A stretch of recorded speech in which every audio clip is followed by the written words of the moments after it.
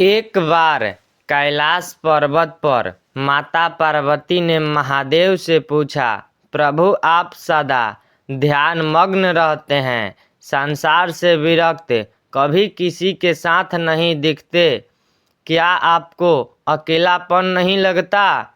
महादेव मुस्कुराए। हिमालय की शीतल हवा में उनकी जटाएं लहराई। उन्होंने कहा, देवी, जो स्वयं को जान लेता है उसके लिए अकेलापन नहीं बल्कि एकांत ही परम मित्र बन जाता है। पार्वती जी ने विनम्र भाव से कहा, फिर भी मनुष्य तो समाज में रहता है, उसके साथ की आवश्यकता होती है, वह अकेला कैसे चल सकता है? महादेव बोले, देवी, संसार में सब साथ केवल क्षणिक है, कोई किसी के साथ सदा नहीं चलता। जन्म के समय हम अकेले आते हैं, मृत्यु के समय भी अकेले जाते हैं, फिर क्यों न बीच का यह जीवन भी अपने आत्मबल पर जिया जाए। एक दिन महादेव ने पार्वती जी को एक दृश्य दिखाया। एक साधक पर्वतों में तप कर रहा था। पहले उसके कई शिष्य और मित्र थे, पर जब कठिन समय आया तो सबने उसे छोड़ दिया। अकेला रह गया वह साधक। उसने सोचा, अब तो मेरा अंत निश्चित है।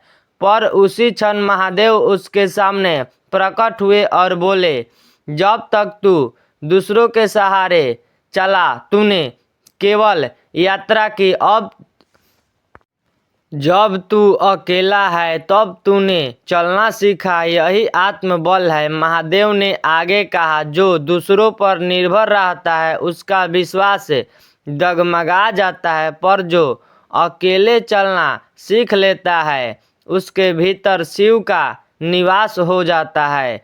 संसार की भीड़ में जो स्वयं को पहचान ले वही साचा जोगी है। कैलाश की निस्तब्धता में पार्वती जी ने यह बात गहराई से समझी।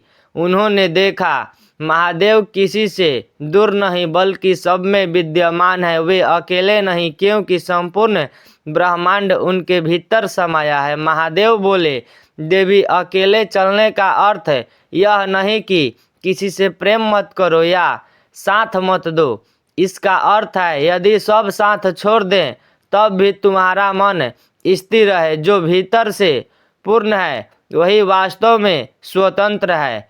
यह कहते हुए महादेव ने अपने त्रिशूल को भूमि में गाड़ा और बोले, जब तक मनुष्य दूसरों के सहारे खड़ा रहता है तब तक वह गिरने से डरता है, पर जो अपने आत्मबल पर खड़ा होता है उसे गिरने का भय नहीं रहता, क्योंकि वह जानता है मैं ही मेरा साथी हूँ। तभी आकाश में नाद गूंजा, ओम नमः शिवाय। कैलाश पर बर्फ की श्वेत परत और अधिक उज्जवल हो उठी। पार्वती जी के मुख पर गहरी शांति उतर आई। महादेव का संदेश सरल था, अकेले चलना सीखो, क्योंकि जब तुम अकेले चलोगे तब तुम स्वयं से मिलोगे, और जब स्वयं से मिलोगे तब संसार तुम्हारे भीतर समा जाएगा। यह कथा आज भी हमें यही सिखाती है, सच्ची भक्ति दूसरों पर नहीं, अपने भीतर के शिव पर विश्वास रखने में है।